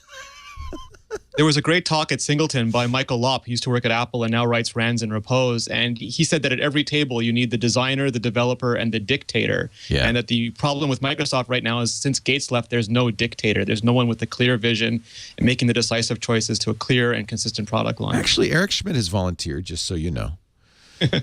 He says, if I was on the Apple board, and I'll always have a soft spot for them. No, I'm sorry. I was on the Apple board, and I always have a soft spot for them. I was very good friends and very close to Steve Jobs. We miss him dearly. When they asked him if he wanted to be the CEO, he says, Jeff Bezos has made remarkable moves. Facebook has 1 billion users. If you had to be CEO again, they asked, would you choose Apple, Amazon, or Facebook? And he said, Apple. You know why? It has the most cash. Yeah. Isn't that interesting? It would take the longest to run it into the ground. I can do very little harm there. And I can't wait to spend that money. Well, I do think one of the things that has made Apple very successful is how shrewd they are with that cash. I mean, they aren't. They are one of those things. I think a lot of companies have made a lot of missteps. I think that Apple makes, the stuff that they buy tends not to be crazy expensive. Right. I mean, it's crazy expensive to us, but not compared to their cash availability. Well, like Motorola. They're not trying to buy AT&T or something like that. And so I think that reasonableness, I think, has also been part of it. They're obviously making a lot of money, but I think they're also not trying to buy their way out of a lot of things. I think they design their way out of a lot of things. They're not buying Motorola. Smart. Right. They did spend a little money on this, though. They have licensed the use of the Swiss railway clock. So if you were worried, Apple in iOS 6 released a new clock application which had a striking resemblance to a trademark design for the Swiss Railway, National Railway, SBB. SBB was very kind about it. They said, hey, we noticed that, and I'm sure Apple will make it right. In related news, iPads have become the new standard at the Swiss Railway for communication and ticketing, everything. Well, that would make me. I would appease. We'll give you 1,000 iPads. What do you say? Yeah, exactly. 1,000 iPads, 1,000 iPhones, and we'll write an app for you that shows how accurate your subway is. The new ones, the minis, you'll love them. We swear. Trains, yes. Brief take on privacy, then we'll get our picks of the week. Apple has apparently, and we talked about this on TWiT, and we found a very arcane way of turning this off. In the iPhone 5, or in iOS 6, I should say, the company has once again started tracking its users. You are opted in to a new tracking technology called IFA or IDFA. Remember the GUI, the GUID that was in the iPhone, Apple deprecated because it was a source of concern. So they had basically stopped tracking iPhone users using, not the GUID, the UDID. That's the same idea. Permanent non-deletable serial number that identifies every Apple device. For the last few months, iPhone users have not been tracked. However, in iOS 6, it's back on. Multiple mobile advertising executives familiar with IFA told Business Insider that, yeah, we can track. If you're curious, IFA or IDFA stands for Identifier for Advertisers, a random anonymous number assigned to each and every one of us and our device. It's temporary. It can be blocked. It's basically a cookie. Yeah. When you look at an app or browse the web, your presence generates a call for an ad. The publisher site you're looking at then passes the IFA to the ad server. The advertiser then says, oh, Leo's back, and can target that ad if they want. Show him a new Mustang. Yeah. Show him a Mustang. He'll buy one. The IFA does not identify you personally. None of these ever do. It's just aggregate audience data. Right. Tracking is on by default. It is not where you would think it would be. And Larry Magid published this and talked about it on Sunday on TWiT in his larrysworld.com. You would think, looking at the iPhone, that it would be in the privacy section. But when you go there, no, there's nothing about it. You have to go to general, of all places. About. And then, about. Yeah, well, that's where you would get your phone number, et cetera, et cetera. Well, scroll all the way down. Oh, look, advertising. About advertising. Hey, by the way, and that is, I've turned it on, but normally it is limit ad tracking is off. Now, they don't On say... needs to be off, right? So it's the opposite of what you think it would be. Limit ad tracking, turn it on. Yeah. Which turns off ad tracking. Yes. Now, there is a Learn More button. Let's see what we can learn. iOS 6 introduces the advertising identifier, a non-permanent, non-personal device identifier that, like the UDID, which was permanent, that apps will use to give you more control over advertisers' ability to use tracking methods. If you choose to limit ad tracking, apps are not permitted to use the advertising identifier to serve you targeted ads. In the future, all apps will be required to use the advertising identifier. However, until then, you might still get targeted ads, like on the Facebook app or whatever. Okay, so there you go. It's in general about. Who'd have thought? General about and advertising. Who'd have thunk it? This stuff doesn't get, as people know, doesn't get me up in arms, but I think it's important if it's something you're worried about to know. I would prefer to get ads that I like. I think ad targeting is a good thing. I know. I mean, there's a lot of boring ads out there. I'd like to do more than just the subject matter, though. I'd like to have it know that I'd like to see funny ads. Right. Like I don't want to see any Wouldn't that be ads. good? I don't want to see any product ads. Wouldn't I just that want be to see good? funny ads. Like you should be able to not only get ads targeted, but you should be able to plus them as they're playing. Like yes, this is good, or minus, and no, I don't want to see it. Yeah. Like Pandora for ads. Yeah. Yes. That's what I've always said. But, you know, people are very sensitive about the idea of tracking, and there's do not track, and there's whole furor over it. And so it's nice that they have a switch. It's interesting because, remember, Apple made a big deal about Google ending around the third-party cookie protection that was standard in Safari, and I think a lot of people thought, see, Apple's protecting your privacy. And my position at the time was they're not protecting your privacy, they're protecting their right to sell your information over somebody else's right to sell your information. And that's essentially what Apple's saying here. You know, we're gonna manage this here through a central process that only we control. All right. Anything else? Should we move on? Let's move on. And I'm going to give you an ad that I did not have to track you for, because I happen to know that every single person who watches this show has an interest in protecting their data. If you have data, if you have technology, you have a hard drive, you need to back it up. And if you're going to back it up, you got to do it the right way, automatically, so you don't have to remember it, continuously, so anytime you make a change, boom, it's backed up. And of course, off-site, you can't have it sitting next to the computer. What if there's a fire, a flood? What if you lose the stuff, somebody steals it? You got to have it somewhere out there safe. That's what Carbonite does for you. For Macs or PCs, $59 a year for everything on your computer. They do have other plans, flat rate plans for multiple computers, small businesses, and so forth. But I think the basic plan at $59 a year is such a good deal. Not only do you get automatic continuous online backup, it's secure, uses SSL, so you can do it at an open hotspot, doesn't matter, protected. You can do further encryption if you want. It has trust no one encryption built in, only you have the key.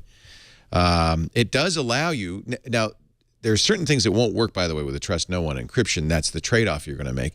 But among other things, you can get the ability to see your stuff in the cloud. I think if you use TNO, that's not going to work, obviously, because it's what they see is encrypted. But you can log into your Carbonite account. Actually, I guess if you are using a PC or a Mac, you're okay. Log into your Carbonite account. There's your stuff on any computer. They have a smartphone app. They have a tablet app. Those obviously can't use TNO encryption, but they can access your data, which is awesome. I want you to try it free for 2 weeks. You don't need a credit card. You just need our offer code MacBreak. And I want you to use MacBreak because then if you decide to buy, no obligation, but if you decide to buy, you'll get 14 months for the price of 12. 2 months free. You got to back it up to get it back, so do it right. with Carbonite. Make sure you use our offer code MacBreak if you decide to buy to save yourself some big bucks. As always, at the end of the program, we like to give you the highlight of the show, the pick of the week. Alex Lindsay, what do you got for us today? My pick of the week is there's a new version of Cinema 4D, and I always kind of remind people of that because it's one of the core pieces of what we do. There's two basic 3D apps that we use for most of our work, in Cinema 4D and Modo. And I just think that Cinema 4D just came out with a new version about a month ago, but I didn't have a chance to play with it. And it's a lot faster rendering. And for those of you who don't know what Cinema 4D is, it's a 3D modeling, rendering, animation app.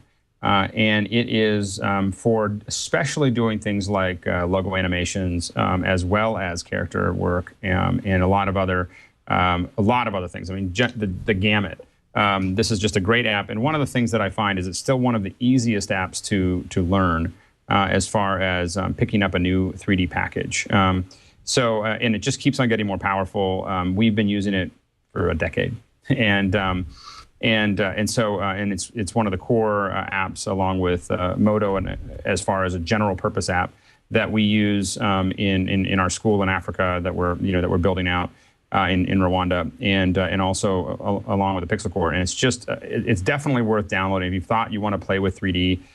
We start everyone on this application because is this better than say Lightwave or something less expensive? Well, there's a lot of different versions of this, so there's a lot of options. I'm not sure what all the price points are, but there's not one. I mean, obviously the fully blown out version I think is pretty expensive, but you can get into using Cinema at a lot of different levels. There's now there's a demo version too, which is nice. There's a demo that you can download. There's also a student version. So if you're a student and you want to get into it, a lot of companies have gotten into doing student versions, and it's a very powerful. I would use it over something like Lightwave. There's a lot of very, very high-end apps like Maya and Softimage that are great if you are in a big facility. Not so good if you're by yourself. And so if you're in a smaller facility and you're looking for something that for you to do that, whether it's educational or corporate or broadcast or film work, it's a great app to start working on, and you know that you're going to be able to take it a long way and really produce photo quality work, ongoingly. And that's what I love about it is that I can, I do classes with kids who oftentimes are like 12 to 17. That's how I design a lot of our curriculum, is working with 12 to 17-year-olds in doing classes, because that requires me to really work hard at describing things. I can't make any assumptions. And I'll spend a day teaching them some of Cinema, and having them already doing things that just look gorgeous. And so definitely worth downloading. You can see a lot of these great renders here. They have a lot of great tools. I spend a lot of time going to broadcast companies. So I work with a lot of broadcast organizations for a variety of reasons. And so I spend a lot of time in their studios and their broadcast. And you just see this everywhere, especially for that type of thing. And so, when I was talking about render farms, and most of the render farms that I see at this point are using at broadcast facilities are using Cinema. So and a lot of these tools that looks like a complex, animation, and a lot of that is using what we call implicit animation, particle systems to do a lot of these to do these things. So you're building whole controls. You're not animating every little piece. And again, whether it's Cinema or Modo or another application, 3D animation is just, I've been doing it for a long time. It's so much fun. So I mean, I think more than anything, I would just suggest downloading these apps, seeing which one works for you. But I think that there's a lot of opportunity to express yourself just for fun, but also for whether you're doing business presentations or you're a teacher and doing educational work. I think that looking at these, I know a long time ago they were very complex and very difficult to learn. And a lot of applications like Cinema have really made it easy to do a lot of this work very, very quickly for a variety of different things, and you shouldn't be afraid of it. So definitely check it out. Here's the video they made using 4D of the Red Bull Stratus previs before he actually jumped out of it. It's on the... So this would be, if you were going to pick one, like Lightwave or Maya or even Blender, which is free, you'd say this is the one to... This is definitely the one that I would start with. Okay. Absolutely. Because it's definitely. I'd love to be able to do this kind of stuff. It'd be so cool to be able to do it. Well, I'll teach you. We should do it. We do. How much time you got? Let's do a show. Yeah, I'll do a show with you. You want to do a show? You're never here, Alex, so don't tease me like that. We got to do it in pieces. Just don't do it live. I would love to do a show where we pick a program like this. Maybe we could even make a deal with somebody at Maxon to make a special version, a TWiT version, and it'd be really cool. We should talk about that. I'd love to do that. Because I'd like to learn it myself, and I know there are people out there who would say, "Hey, it'd be really cool to know this, but how am I going to learn it?" Yeah, well, I think that this is. I would love to do that with you. So we should definitely talk about that. We do it a lot. Next time you're in town. I'll be back soon. After I think next week I'm on my way to Rwanda. But when I get back, we'll talk about it. So I am looking. There's a broad range of prices. What I don't know. 4D Prime is $1,000. Right. Yeah, and so the first thing to do is download the demo, which is going to have a little bit of everything, and then you just decide. A lot of that stuff. You can start and then just keep on upgrading. So a lot of the stuff is, and again, if you're a student, there are student versions now that are available, and so there's a lot of ways to get into this, and it is a when we keep on talking about e-learning, for those of you who are, working part-time or trying to figure, more time than money, more time than work, when you're looking at the e-learning market that I think is going to explode over the next couple of years, understanding these kind of applications is going to be a very important skill. So if you've got time, and even if you don't, if you're busy and I would still squeeze it in, but if you've got time, this is a great thing to get involved with. Cool. It's a great business. Maxon, M-A-X-O-N, makes Cinema 4D, as in doggy. And Mr. Imore, Renee Ritchie, what's your recommendation for the week? My recommendation for the week is called Glassboard. It's by Brent Simmons, who's well known for Net Newswire and originally for Mars Edit, and it's from Sepia, his new company. It's a little bit like Campfire, but it's more threaded than that. So, for example, we used it at Singleton to keep track of where everybody is and where everybody is going. He uses it at his company as a complete replacement. They use it instead of email.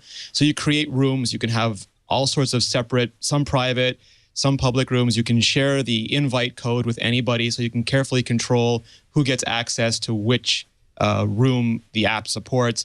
And then you just put messages in there. There's both a free and a paid version, but the free version is super functional. You can start threads. You can have replies to threads. It's really well organized. And we've tried a lot of things, because when we cover CES or we cover Macworld, it's always hard to keep a team of people well organized and knowing where each other are and who's doing what task. And so far, this is the best one I've tried, just because of the way it presents the data and the speed that it works and the notifications that it gives. So I was really impressed with how it worked this week. Glassboard.com. This is new. I think Brent is amazing. He is. And he's done such great stuff. This is for iPhone, Android, and the web, which is kind of necessary for something that we're going to use across the enterprise. We should look at this, Chad, as a... We played with Podio for a while and other solutions like this, Basecamp. Glassboard, huh? You just leave the web open when you're at your desk or you're in your company and you're working, and then when you have to go mobile, you just use the iOS or the Android app. And so far, it was absolutely flawless for the stuff that I've used it for. Neat. And some people, he says, it's not just for business. You could use this with your family, for instance. Yep. Disney World, Leo. I mean, this was the best use case ever. Disney World. Yeah. Wow. All right. Hey, now I want to try this. Glassboard.com. My pick is something you probably all know about, but Mac Heist 4 is about to begin a brand new mission. So if you're familiar with Mac Heist, they've done missions before. The idea is by downloading the app and solving the problem, you get free stuff. They have Mac OS X, iPad, and iPhone versions. The app itself is free. You solve puzzles. I haven't done a mission in a while, and they have some very interesting loot that you can get. Essentially, this is a big marketing campaign around a bundle of apps. And you can find out more by visiting MacHeist.com. This just started, so I don't know what apps they're going to have. Right now, they're saying Music Box is the first one. Download, convert, import, but we'll find out as time goes by. And as is in the past, that 25% of the bundles income goes to charity. Usually what happens, developers donate inexpensive versions of their apps to Mac Heist. And some money goes to the developers, some money goes to charity. And you almost always, in fact, you do always get a good deal on the apps. They say they've raised $2 million for charities in the past 3 Mac Heists. That's pretty cool. So a good cause, and we all win. MacHeist.com. The apps will be announced tonight, so you may want to pay attention. Thank you so much, Alex Lindsay, for making the time in your very busy schedule to be here from Washington, D.C. Always great to see you. Thank you. My pleasure. I don't know if there's anything to plug. Someday, soon, you'll be able to buy stuff at Pixel Core again. Yes. Buy memberships. We're working on it. We've really gone through a lot of design changes, and we're trying to figure out exactly how we want to add new people and what we want to provide for them. So people have to be patient with us as we do that. What's great about it is that all that stuff that you see constantly coming in is all building towards what we're doing there. So. So it's exciting. We will be, hopefully, I'm going to get to stream a little bit from Rwanda next week. So I think I land on Wednesday night. I'm doing a talk at CMU, the Carnegie Mellon in Kigali on Thursday. So if you're in Kigali, Rwanda, come visit. I'm going to be talking about visual effects and other stuff in media at CMU. And then and hopefully we're going to be doing some launch events on the 26th, 27th. I think those are the dates that we have set up for it. And I'm going to try to stream from Rwanda. So people should they should follow me on Twitter, Alex Lindsay, and I'll tweet it out. Or you can also find me, Alex Lindsay, on G+. And those will be the 2 places. And most likely I'll do a hangout from Kigali, from our school, which we believe has enough bandwidth as I get down there and do some testing. So stay tuned for that. That'll happen at the end of next week. Good. Let's hope we can get you on MacBreak Weekly on a regular basis. Remember, there's a thing going on October 23rd if you're around. I'm going to be in New York, and hopefully I will be available. So I'm trying to sort out my schedule right now, but I think I'm going to be actually able to do that. So good. Stay in New York. We could send you to the Windows launch. The Windows launch or the Windows launch is the 26th or 25th in New York. You want to go to a party? I'll be in Rwanda. Okay. But I'll be in New York rats. around. Yeah, exactly. I'd love to be there but the commute will be a little long. Yeah. So. And thanks very much to Renee Ritchie, who is increasingly a regular on the show, and we like that. imore.com is his website. Great place to keep up on the latest Apple and Mac news, and you're always the best, Renee. Thank you for being here. Well, thank you for having me, Leo. The chat room loves you. Oh, what a nice chat room. Of course, you're So in handsome. there. It's always nice. And thanks to Chad Johnson, our producer. Chad, I found you a new T-shirt. Oh, you did? Plants vs. Zombies T-shirt. It's a perfect color to go with your red hair. It's a bright green. I think you'd look like Christmas. And it says, "Stop Zombie Mouth." Yeah, no one wants zombie mouth. You know, this is actually a campaign that Plants vs. Zombies and PopCap Games is doing for Halloween to replace Halloween candy with, like, zombie cards. And I think they're giving away free cards and stuff. StopZombieMouth.com. Do they have gum in them? No. That's the point, Alex. Instead of sugary treats. Without that, what's good with trading cards when you don't have that horrible, really, really hard gum that comes with it? You're sure to get your house egged. So I get it. So zombie mouth would be cavity mouth. Cavities. They don't want your teeth to fall out. So instead of giving away candy, I think you give that. I think you have to start slowly. Work up. So I think you have to give kids a little candy with the cards this year, and then a little less candy, maybe some carrots next year, and then we can talk about broccoli. Yes, exactly. It's crunchy. They're teaming up with the American Dental Association, and they are giving away free downloads of the full version of Plants vs. Zombies. Now, I think a kid would be happy to get that. So you get an app instead of candy. Yeah. And then there's new characters in the Plants vs. Zombies trading cards. My kids would enjoy the Plants vs. Zombie cards a lot longer than the candy. Yeah, see? There's even 3D. And there's a new version of the game coming next year, so we're all waiting on that. I can't wait. That's my favorite game. I love that. But I've kind of played it out. I keep waiting for something new. All right, everybody. Thank you so much for joining us. We do this show every Tuesday, 11 a.m. Pacific, 2 p.m. Eastern Time, 1800 UTC on TWiT.tv. Watch live because the chat room is so useful to me personally. We love having you there. But if you can't watch live, on-demand audio and video made available after the fact on TWiT.tv/MBW. TWiT.tv/MBW. Thank you so much for being here. Stay tuned for the Gizwiz coming up next on most of these TWiT stations. Au revoir. Now get back to work. Break time's over.